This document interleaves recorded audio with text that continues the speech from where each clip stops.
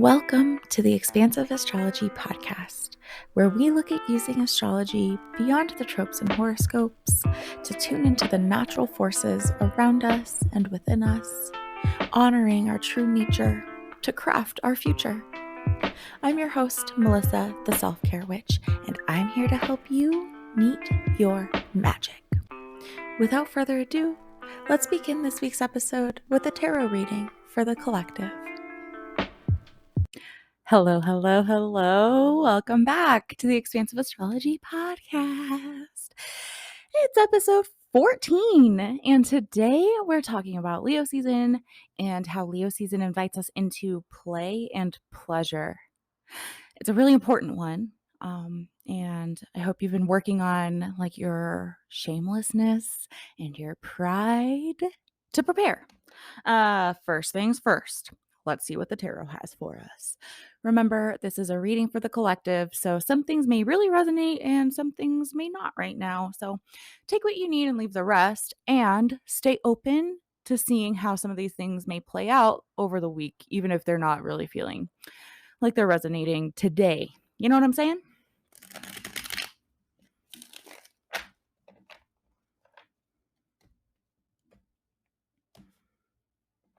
This is a soul check-in spread by Lindsay Mack. We're asking what's present for us, our lesson, and our anchor. Okay.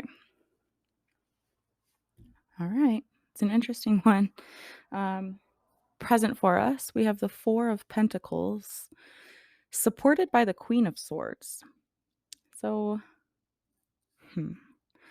the way I read both of these cards, the first thought for both of them is boundaries, really sacred boundaries. So let me start with the Four of Pentacles.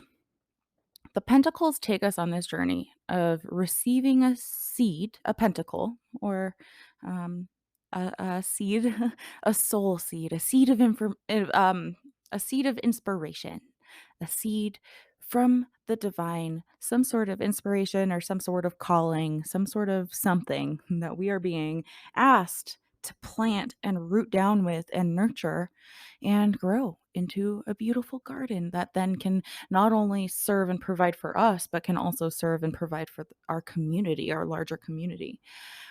So the Pentacles suit is beautiful. I really love it. We're learning what it means to marry being a soul with being a human. Now, in the Four of Pentacles, we see a person who's far removed from the city, and they are just with their Four Pentacles and nothing else. Early on in the Pentacle suit, from the Ace to the 4 or the 5, especially the Ace, the 2, and the 3, we see this being handed a soul seed and then devoting themselves to that seed, learning what it is to be with that seed. In the 3, we're learning how our devotion to that seed contributes to the community. And how our mastery of our own soul work, keeping our eyes on our own paper and letting others do the same, how that helps us to really grow in our own little garden, right? So we've been handed the seed, we've been devoting to the seed, we've been learning how to be the gardener of our own little lives, and how my garden meshes with other people's gardens, and how other people might recruit me or call on me for advice with their gardens. But the best thing that I can do is really focus on tending mine. We've done all of this work, all of this growing, all of this learning, all of this root work, all of this tending, and now we see in the 4 that this person has these 4 pentacles, that both of their feet are resting on a pentacle. There's a pentacle on top of their head, and there's a pentacle right across their chest, covering their heart, and they're gripping onto it very tightly. So there's this idea that this person has learned their pentacles so much, and they've done so much work and so much devotion to their pentacles, that they don't make any moves. They don't make any decisions that aren't guided by or aligned with or based upon those pentacles. And that can be good or bad, right? And I always say it's not a problem until or unless it's a problem. So it's not a bad thing to have so much faith and trust in your pentacles, in your work, in what you've learned and gained and grown. It's okay to like let your head and your heart and your feet rest on these pentacles and be informed by these pentacles. Like that's not a bad thing. But there is like this sense in this card that maybe this guy could open up a little bit. Maybe he could relax a little bit. Maybe he could reintegrate into like the city that's behind him. Maybe he doesn't have to be so isolated and protective. Or maybe he does, right? Who are we to say? I don't know. I don't know what's going on for him right now, but the message, what's present for us in the 4 of Pentacles, how are we using our pentacles? How are we relating with them? Do we have boundaries with them? How do we let our work, our soul work, our resources, how do we let our utilization of our resources and like the element of earth, how are we relating with that? Do we have good boundaries with that? Are we like centered and focused on our pentacles, our roots, our garden in a way that is also like integrated with society? You know, um, just kind of asking or checking in or relating, noticing how protected or how protective do I need to be? Just evaluating our boundaries. Sometimes we really need to tighten up on our boundaries, and sometimes we can loosen up a little bit. And supported by the Queen of Swords feels so divine and like what a beautiful duo. The Queen of Swords is cardinal air, I think. Yes. Okay. Um, so she's Libra. And when I think Libra, I think friendship. um, Libra is ruled by Venus, and Libra just has this incredible ability to make connections, foster beauty, foster friendship. Um, and Lindsay Mack says this. This is like straight out of Lindsay Mack's mouth. She says that Libra and or the Queen of Swords is so good at fostering and facilitating friendships. You can walk through her front door and you can go so far into her house and learn so much and feel so much beauty and warmth and feel totally welcome and at home. And it is clear which doors you do not enter. You can go so far through that front door and she makes you feel so welcome. And it is just known. She makes it known. It is very clear, very gently clear which doors you do not enter, which doors you don't even look at or knock on. So the Queen of Swords is not afraid to protect those doors. She's not afraid to let people in, let them see her, let them enjoy her, and let them be with her. She's very willing to do that. And she's also very willing to say hard things and to set hard boundaries and to turn people away for the good of her kingdom, right? We wouldn't have a king of swords if we didn't have a queen of swords. And so she is like the master. I'm trying not to say that word anymore. So I guess I'm publicly asking y'all to hold me accountable to that. Maybe using the word expert is more appropriate and more accurate to what I'm trying to describe. The Queen of Swords is the expert of utilizing her swords, utilizing her air in a very supportive, grounding, nourishing, resourcing, like internal e expert way.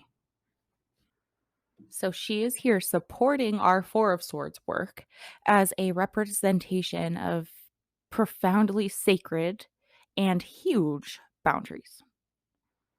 The Queen of Swords helps us to cultivate the courage to disappoint people, to say no, to use our voice, even if it isn't pretty, even if it isn't what others want to hear from us. She's willing to say it. So check in.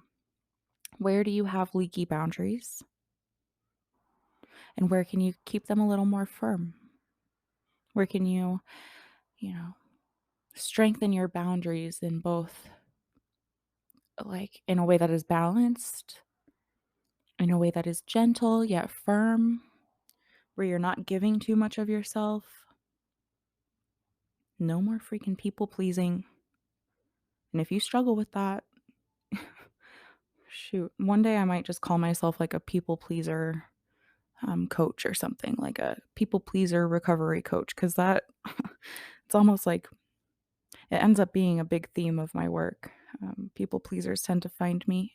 um, there's no room for people pleasing in the Queen of Swords. That's present for us this week. Our lesson is the Eight of Wands. And it being in the lesson spot tells me that we might have some challenges with this, or we might have some opportunities to grow when it comes to the Eight of Wands. So, in the Eight of Wands, we see eight wands like flying through the air. They're about to land. You can kind of tell they're like almost at that landing point, but they're still up in the air. So, in the Eight of Swords, or sorry, in the Eight of Wands, I hope I've been saying wands this whole time because I mean wands. We get to check in and ask, how do I show up to these moments where things feel like they're up in the air, where I have no control where where where things are going to land? That can be very scary and very like contracting. We don't like that.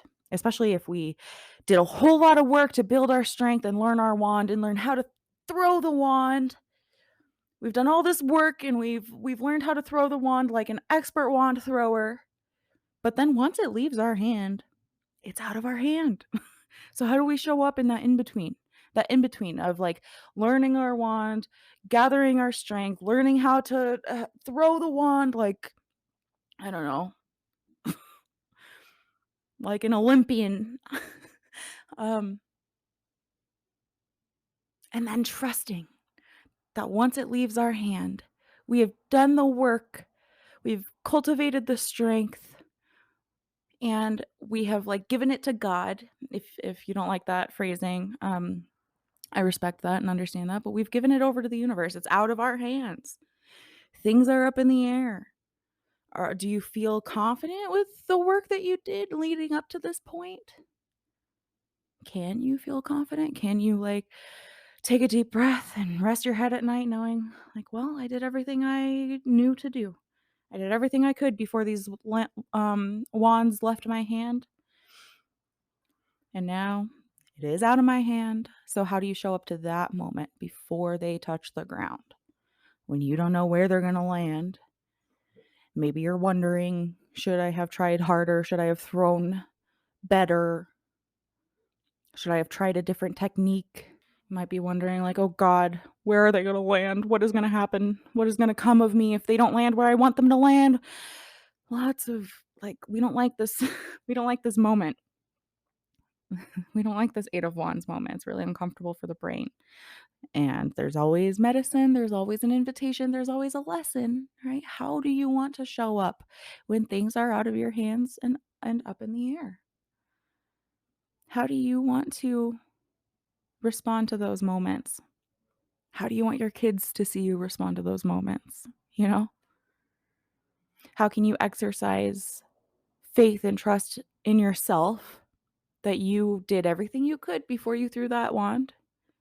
And also faith and trust in the universe or in God that the wand will land exactly where it needs to, even if it's not what you thought, you know?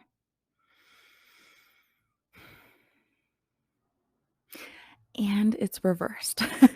So, the Eight of Wands as a lesson means we might be kind of challenged in this, and it's reversed, which to me feels like a deepening of the whole message. It feels like a um not all the time, but sometimes reversals kind of feel like a warning. It's like, how can you turn me back right side up? How can we empower ourselves in those moments where things are out of our hand and up in the air? How can we empower ourselves to show up gracefully and in our power in those moments? And our anchor for the week has this kind of a similar vibe, but it's cups. It's the Seven of Cups. And in this card, in the Pamela Coleman Smith illustration, we see a person with 7 cups up in the air.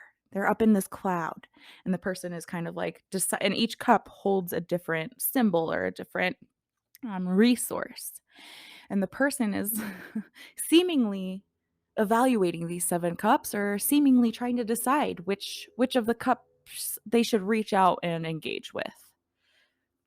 When I pull this card, the phrase that comes to mind is, I don't need to know. This is a period where I don't need to know. So that's pretty broad, but take that how you need to hear it. If things are up in the air, if you're not sure what move to make or what choice to make, you're not sure what's next for you, let yourself be in that moment. Let things be up in the air. So you see how it's like a similar message to that 8 of Wands, but it's similar but different. How do we show up when we don't know what the fuck to do? We don't know what to choose. We don't know what's gonna be right. We don't even know what's available to us. How do you show up to that? Can you let yourself be in that moment? Let there be 7 plus cups in the air where, you know, they all may seem equally appealing, or you just plain don't know what to go for. This is a period of life, and when things need to become clear, they will become clear, you know? When you need to know, you will know. But right now, it's a state of like evaluation or daydreaming. It's this period of you don't know. Maybe you don't know. Maybe you are dreaming. Maybe you're really scared. Maybe there's a lot of contraction or a lot of pressure around it. Maybe there's a lot of pressure to make a decision and make it now. So, I honor that if there is like a time constraint or a time pressure. And the 7 of Cups could be a 5-minute experience, right? But for those 5 minutes, can you be fully in and surrendered to the experience of 7 of Cups? Can you be fully in and surrendered to the experience of not knowing what is right for you and not knowing what to choose or where to go? So it's funny that the anchor, which is meant to be like grounding, the anchor is a lesson or an invitation or a call to accept the fact that things are up in the air. Can you find grounding while things are up in the air? It almost feels like contradictory, kind of almost in a way, but it's really not. That's the anchor for the week. In some ways things are 7 of Cups. In some ways things are 8 of Wands. Can you lean into the Queen of Swords and the Four of Pentacles? Can you lean into sacred boundaries in these very like up in the air moments? Resting on what we know and what we've gained and leaning on, those things, leaning on and resourcing from our garden as it stands, whatever like state it's in right now. Really leaning into that and trusting that. And also like trusting like the forces that are bigger than us, for trusting like the bigger picture, trusting like that you are supported and things will land where they need to land. Things will become clear when they need to become clear. In the meantime, can you find enjoyment and a sense of safety and security and abundance in the meantime where you are right now? Even if you only have 4 pentacles and you can't wait to have 10? Yeah, find some trust and surrender right now, but not surrender in that you're sacrificing or compromising yourself. Surrender plus boundaries. And that's the tarot reading for you this week. I really hope that's helpful. Now, for the expansive astrology. Like I said, we're talking Leo, we're talking play and pleasure, shamelessness, authentic self expression, sensuality and sexuality, if that's your thing, if you vibe with that. Let's get into it.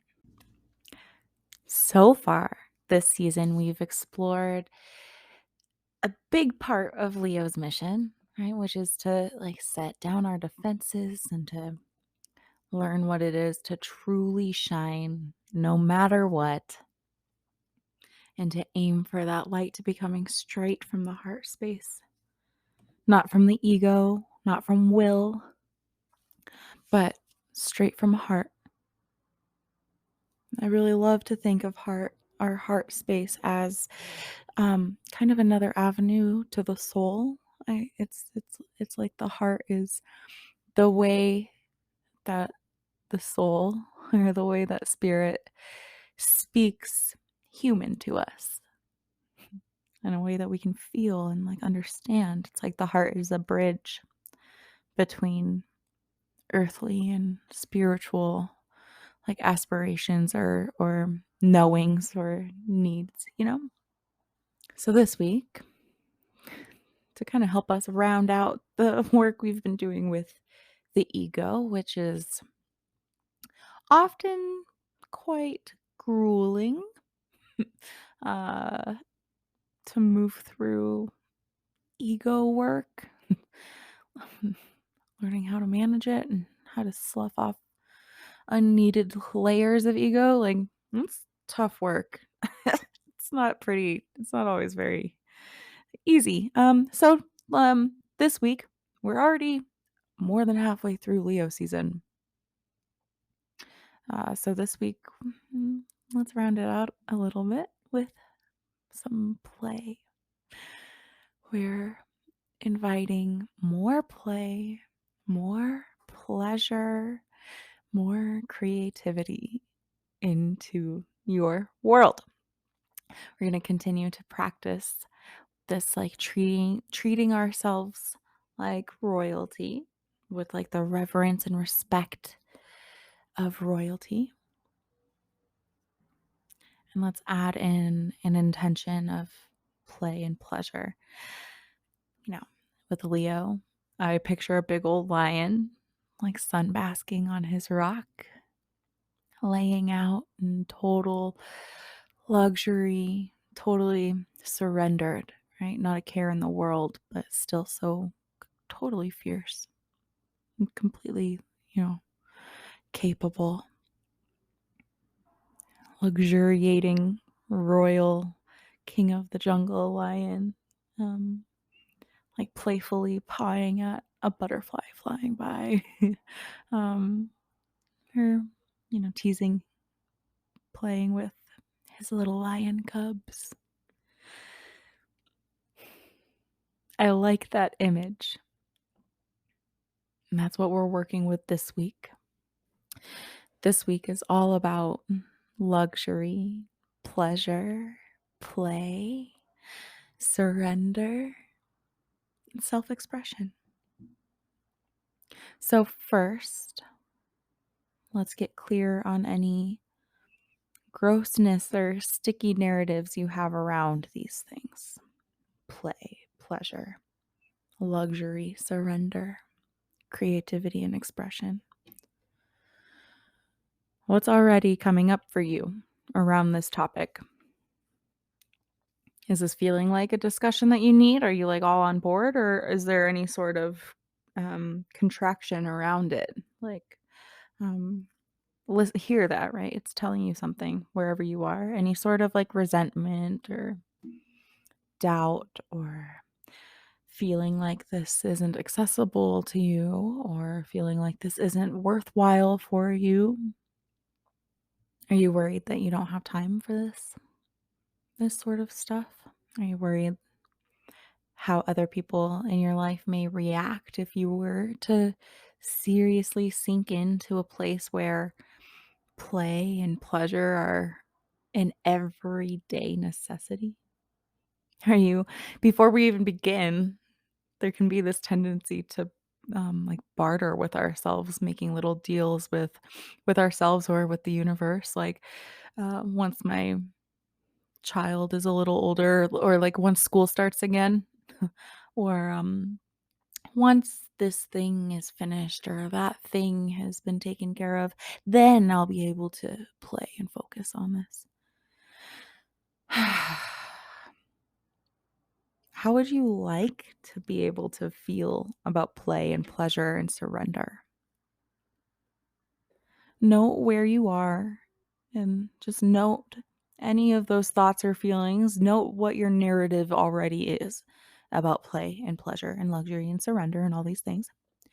Um, and then like let's check in with where you are so that you can decide where you want to be instead.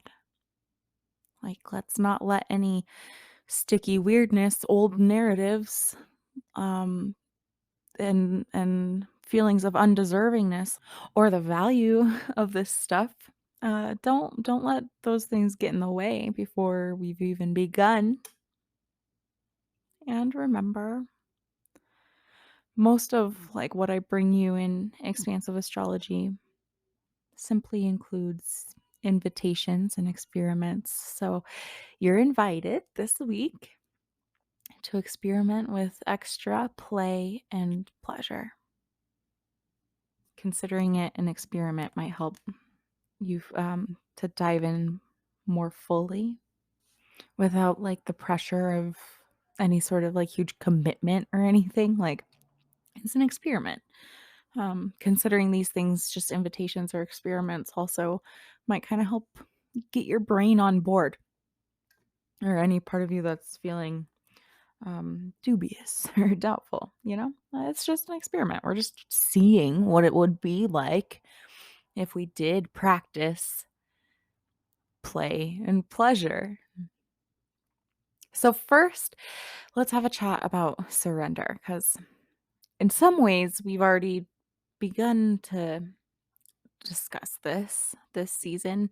We just haven't really named it as surrender yet, but think of the strength card, right? The being on the card is approaching this lion in this sacred, undefended way, and the lion is responding to that in the same way.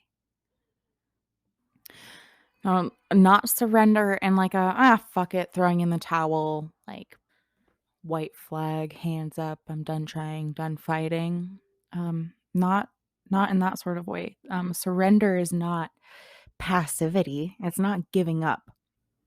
Surrender is an action. It's an intention. It's a choosing to be with what is, to set down defenses and to accept where you are and what's to come. Surrender is a trusting. It's setting aside measures of attempted self preservation. And it's absolutely integral in experiencing play and pleasure, right? Think of an orgasm. To come requires, at least on some level, a release, a surrender, a relaxing, a welcoming, right? On some level, there is some sense of release and surrender. There has to be. Like an orgasm doesn't exist without some level. Even if it's like purely physical, it doesn't happen without it. So again, if you have any brain stories and contraction around the word or the idea of surrender, like get clear on that. Just curious about it, right? And you get to actively choose. How would you like to feel about surrender? Where does it feel most threatening or scary? And how can you nurture your way through?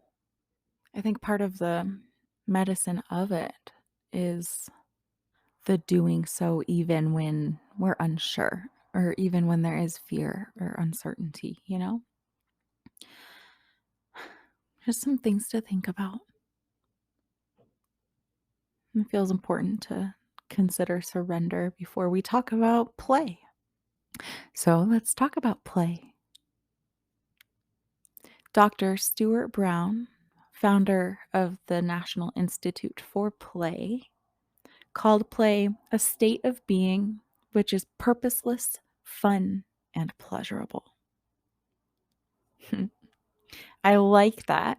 I like considering play a state of being, and that word purposeless always stands out to me. Purposeless, like needless, a needless activity. Complete focus on the moment and the experience, like rather than accomplishing some sort of goal, you know? And like it's okay to have a goal or a purpose in your play or your creativity or your pleasure, right? But I think checking in with that and like seeing if you can surrender to the moment and be in a state of play without concern for what the outcome will be. And the example I have is like playing poker and enjoying the hand is play, but gambling with a need or a goal to of hitting the jackpot is technically not play. When we're focused on an end goal or an end game or some sort of outcome, we're not present. And if play is a state of being, then we need to be willing to be in it, you know? So another example of how mindfulness is really the foundation of so many things, you know? Dr. Brown studied play for decades, and an interesting finding was that a lack of play was an important factor in predicting criminal behavior. And on the other hand, having play as a norm in a relationship predicts emotional intimacy. It's almost like play begets play, it feeds itself. Play has been found to help build community, to sharpen our brains, and to bring relationships closer together. Our need for play does not disappear when we grow out of childhood. It's a common saying that, well, maybe it's not so common because it's escaping me. What is it? It's like play is a child's work or something to that effect. um, I don't really think we have to grow out of that. I don't know if we're meant to grow out of that. People are so quick to call children magical, you know? What is it about children that's so magical? And could it have anything to do with play? Just things to think about. So we get to practice what it is like to look at the world through the eyes of a child. Children notice everything, they see potential in everything, they wonder about everything, and they are so in the moment. They're so in the moment of whatever is right in front of them and whatever is happening within them. That's like all that there is for them. And, their imagination. And shit never gets old for them, right? Like blowing bubbles is just as magical for my almost 2-year-old now as it was the first time. Everything seems so novel and worthy of exploring, and everything is exciting. I think we could all take a page out of a child's playbook, if you will. Because the only type of play we tend to give ourselves permission to engage in as adults is like competitive or like play that we somehow get paid for or that results in something. So I dare you take a moment to consider like what percentage of your life now includes play. And again, how would you like play to look in your life? How much play do you want to prioritize? And some might not even really know what that would look like in your life as it is, right? We really lose our ability to play as we grow into these hardened, old, cold adults. So let's let's explore what it means to play and how to play. Some examples of how to play. First, I want you to look to a younger version of yourself. What did you used to do for play as a child? What did you used to love? What were your favorite things to do? Were they more imaginative or did they tend to have some sort of guide? Did you play alone or did you play with others or both? I'm kind of defining what your natural play style is, and no judgment on any of it. And then let's kind of rethink what play is in adulthood. Remember those definitions from before. Play is a state of being in which we're doing things not for any real purpose aside from the fun and the pleasure of it all. I believe the most accessible play we have as an adult is found in the everything of life, the chores, the mundane, and that's when it matters most. So, this could look like talking to your dog, twirling in the mirror and giving yourself finger guns before you walk away, putting on makeup even if you have nowhere to go, using and engaging your imagination, intentionally daydreaming. Can you give yourself recess, like a specific intentional recess in the middle of your day?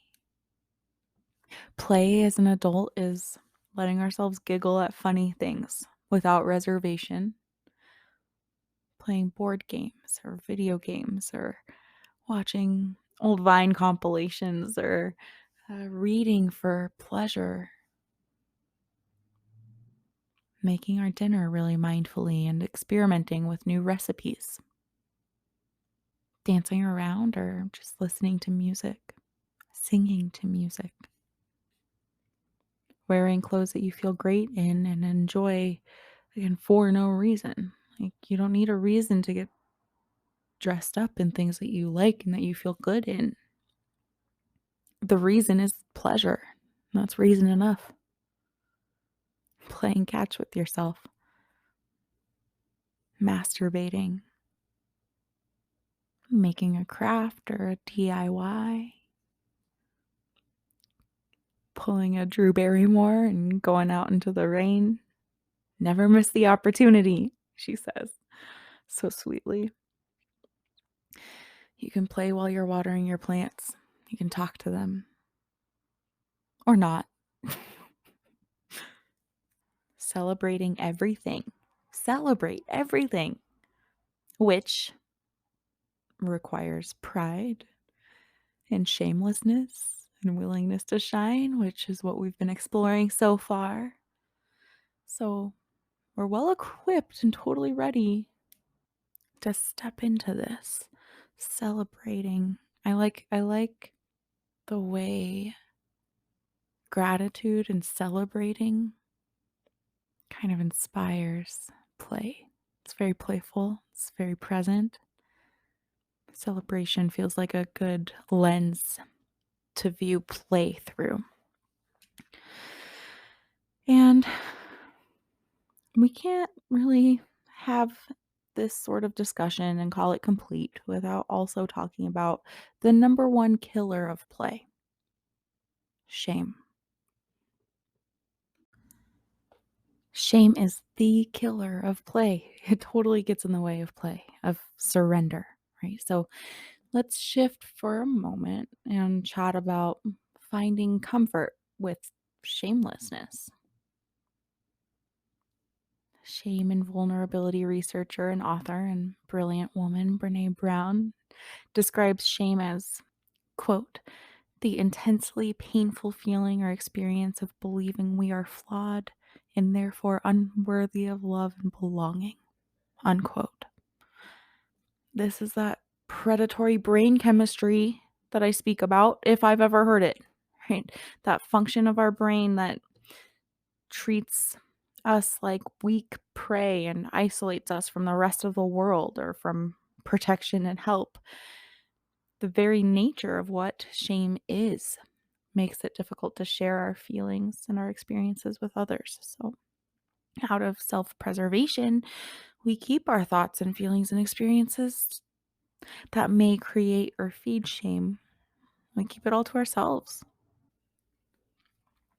I have 5 steps to kind of help remedy shame, and they come from Dr. David Sack. So, step one in managing shame is naming it, saying it, like to yourself first, then bonus points if you can share with somebody else, because that's like the antidote. Is like letting others in. Secrets create shame. Shame grows in silence. There are times where it's like, I don't want to talk to my therapist. Or I don't want to talk to my partner about this thing because I know that they're going to tell me that I'm wrong and tell me that I'm worthy and tell me that they love me, you know? And there are times where like my brain doesn't want me to have access to those beautiful things. So being able to name it and especially being able to share it with others, it's very, very, very powerful in this work. And step two is getting really objective to find the more constructive emotion. Because it's like shame sometimes isn't even always the most accurate way to describe what's going on. Um, it can be useful to kind of tease it apart and dig in there because shame often comes up in the place of something else like guilt or humiliation. And it's really important to identify those things because guilt means I did something bad. If there's a feeling of guilt, it's important to work with that, pay attention to that, tune into that so that you can do what you need to do about it, make amends or apologize or find a solution to rectify a wrong if true guilt is coming up. So we may actually be feeling guilty, which is like, I've done something bad. And instead, shame likes to sneak in there, telling us that we are bad and we are something bad instead of that I did something bad. Right? You see the difference there? So it's important to know because shame is like, you can't really, it's so hard to move through. It's so hard to it's so much harder to take an action when we're inundated with a false belief that we are wrong and we are bad. But, a feeling of guilt isn't necessarily that much easier to move through. But, when we can empower ourselves and acknowledge guilt for what it is and what it is showing up for us as, that we have done something bad, that is a little more actionable. If I realize that I've done something that feels wrong and now I'm feeling guilty about it, I can address that thing, you know? And sometimes shame comes up in the stead of humiliation. uh, Ironically, shame might be a little easier to feel than humiliation sometimes. Humiliation means somebody else made you feel less than. So like I I can't believe my boss called me out for being late like that in front of everyone. That's humiliation. Shame is I can't believe I was late. So, what's really present? What's actually going on? And then step 3 is making sure that you have a really solid sense of who you are. Outside of feedback from others and outside of your labels and outside of what you do, divorce your self-worth from the reactions of others. If you have an idea and other people don't like your idea, it doesn't mean it's a bad idea. It doesn't mean you shouldn't share your ideas. If you get dumped, it means that relationship wasn't right, not that you are unlovable and a failure as a partner. Divorce your self-worth from the reactions of others. Divorce your sense of identity from these external things so that you can feel full and whole regardless of what occurs outside of you. Step 4 is knowing your triggers. Be really aware of what you're sensitive about and how it comes up for you. The things that trigger our insecurities can encourage us to default to shame. So, for example, a person who is insecure about their contribution to the home or their ability to provide may default to feeling shamed when their partner mentions their neighbor's new car and may interpret that comment as an attempt to shame them rather than just an innocent, natural observation, you know? And learning to adjust the voice of the superego, which we spoke about last week. Make sure you didn't miss it. And then step 5 is to make connections. Hack the system. Shame is, in many ways, a fear of disconnection.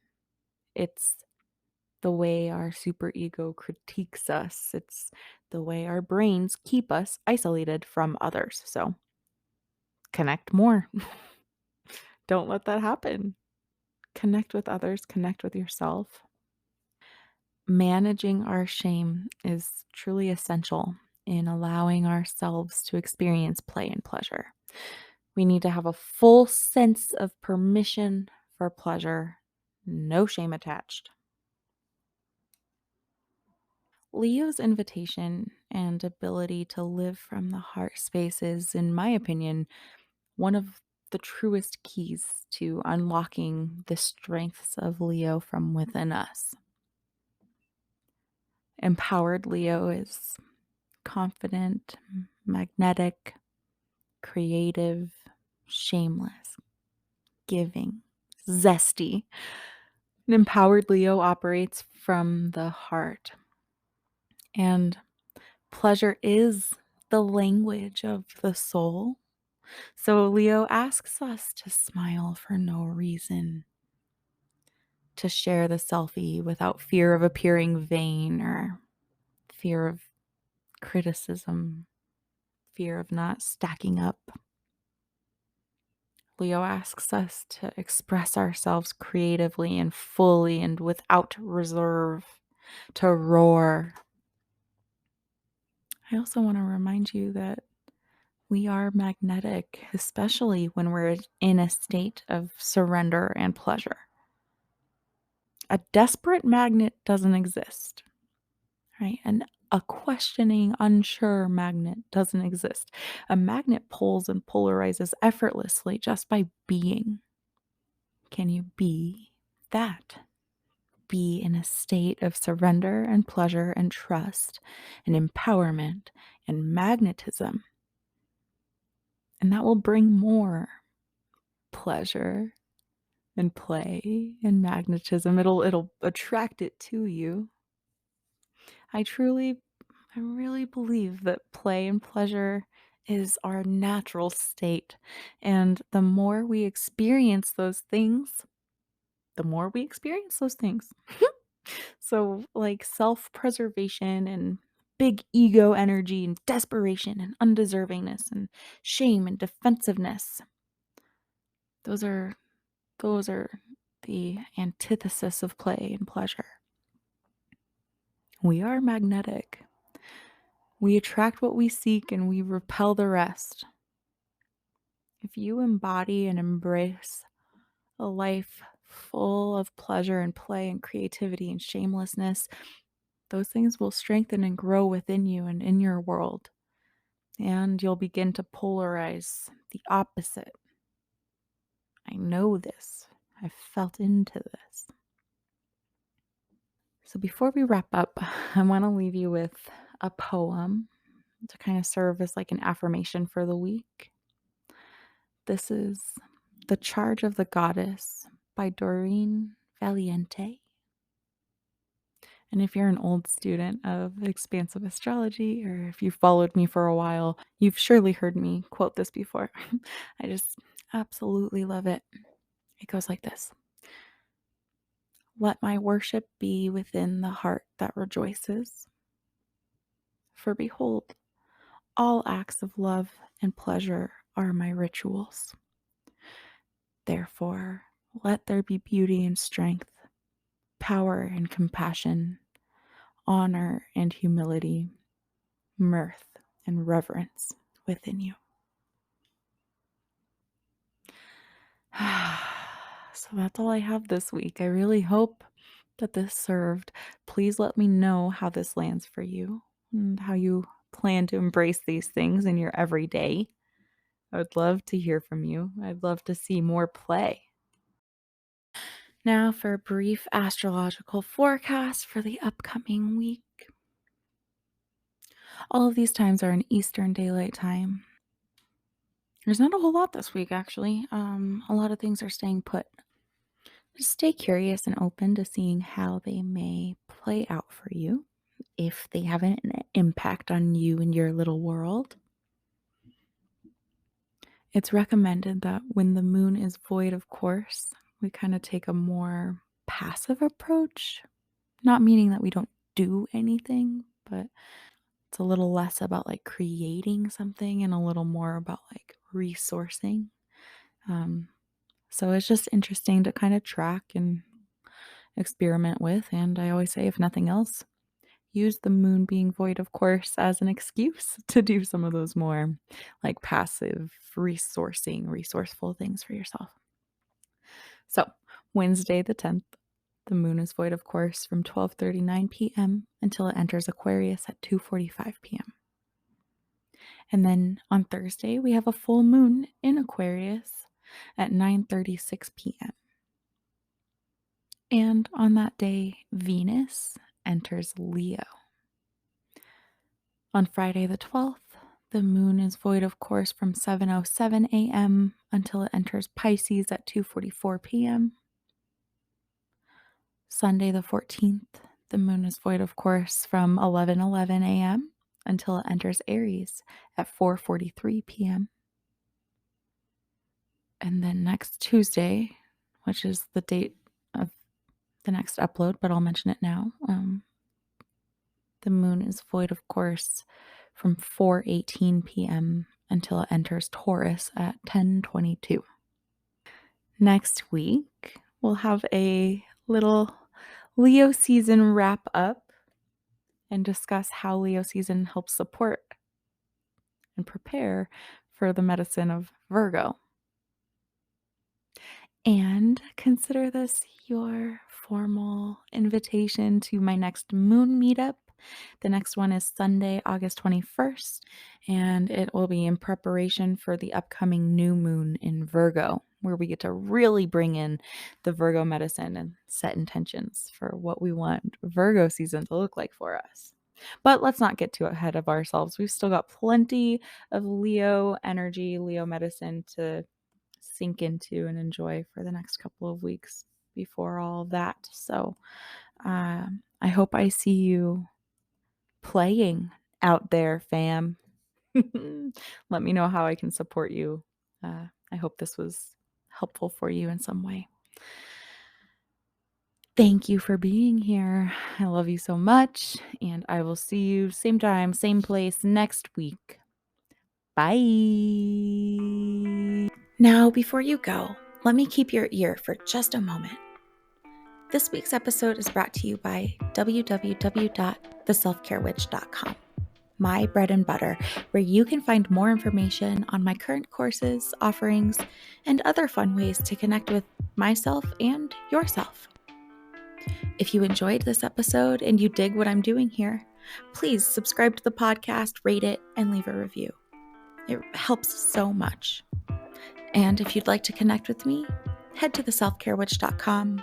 I'd truly love to hear from you. Until next time, take care.